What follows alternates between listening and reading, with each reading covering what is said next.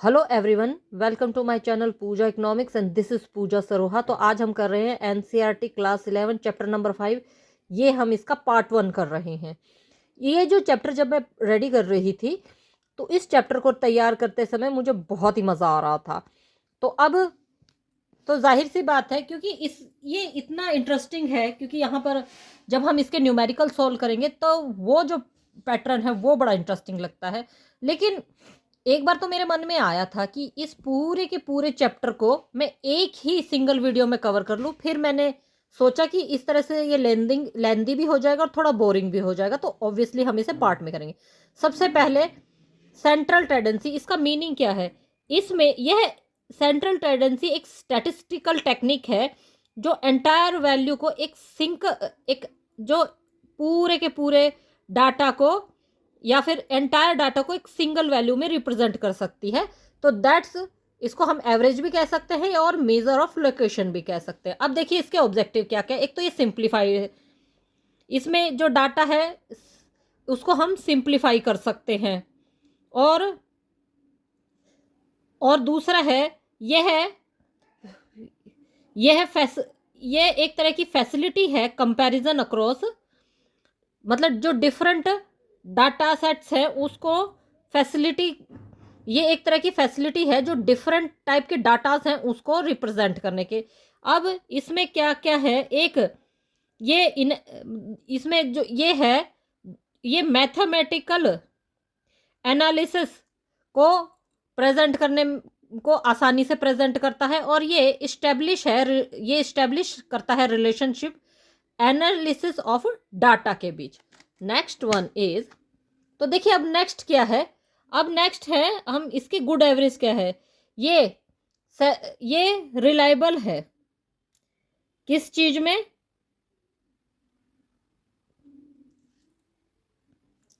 यह है nature wise reliable है, नेचर वाइज यह लीस्ट अफेक्टेड है एक्सट्रीम वैल्यू में, यानी कि ये it is least affective by extreme value. It is clearly और rightly defined. Number 4, capable of further mathematical treatment. और जाहिर सी बात है, जिस तरह मैंने आपको पहले बताया कि मैथमेटिकल ट्रीटमेंट करने में भी कैपेबल है। अब इसकी ये सेंट्रल टेंडेंसी है वो कितने टाइप की होती है? तो वो 2 टाइप्स की होते हैं। मैथमेटिकल एनालिसिस, तो इसमें क्या क्या आते हैं? Mathematic mean, geometric mean, harmonic mean. तो ये इसको हम एक्स से डिफाइन करते हैं, जी से डिफाइन करते हैं जियोमेट्रिक, और ये हार्मोनिक मीन को एस से डिफाइन करते हैं। पोटेंशियल एवरेज में हम मीडियम, क्वालिटीज, मोड, ये इसके 2 टाइप्स हो गए। नेक्स्ट वन इज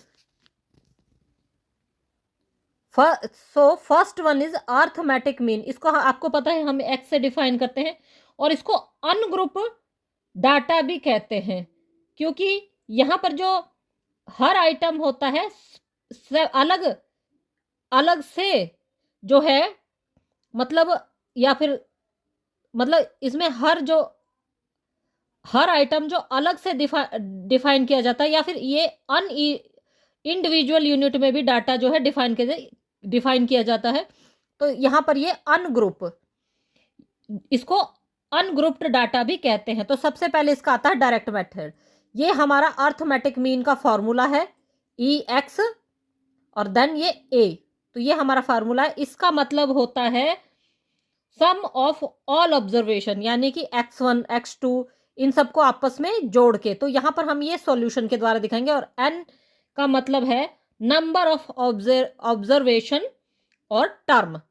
तो ये हमारा फॉर्मूला है, आप याद रखिएगा। तो सबसे पहले एक क्वेश्चन है, तो देखिए यहां पर जो मैं न्यूमेरिकल दिखा रही हूं, कुछ तो मैंने बुक से उठाए हैं और कुछ मैंने अपनी तरफ से समझाने के लिए बिल्कुल सिंप्लीफाई किए। तो सबसे पहले आप देख लिए, इसके हम डायरेक्ट मेथड के द्वारा अर्थमेटिक मीन कैसे निकालेंगे। ये 10, 20, 30, 40, 50, 60।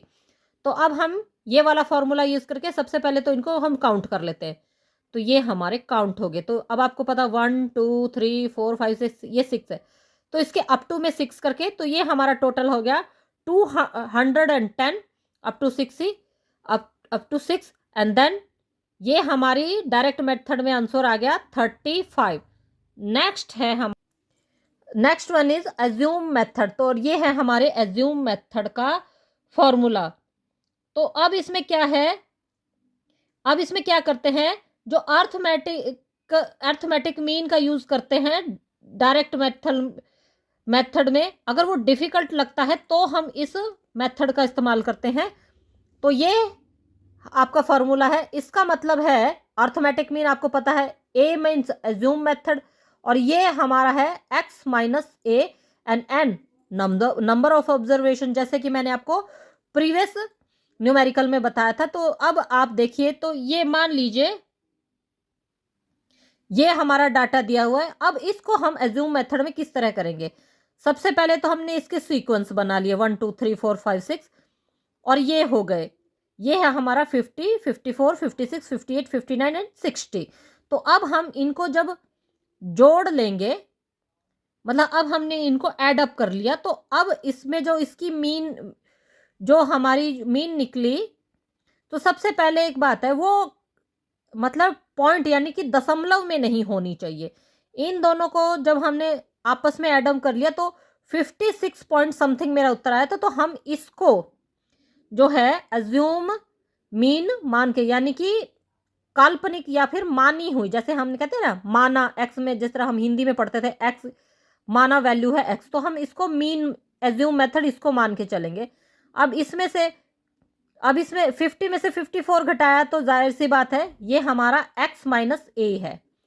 -4 0 +2 +4 +6, यानी कि 54 को इनमें से माइनस करते चलेंगे, तो ये हमारा आ गया, मतलब ये हमारा आ गया डी, हमारा ये dx आ गया। तो dx को हम इस तरह से भी लिख सकते हैं, तो ये आ गया। तो अब ये तो हो गया हमारा -4, ये हो गया हमारा -17। -17 में से जब हम -4 को सॉरी +17 और -4 को जब हम माइनस करेंगे, क्योंकि ये ज्यादा है तो इसमें से ये माइनस हो जाएगा, तो ये आ गया हमारा, ये dx आ गया हमारा 13।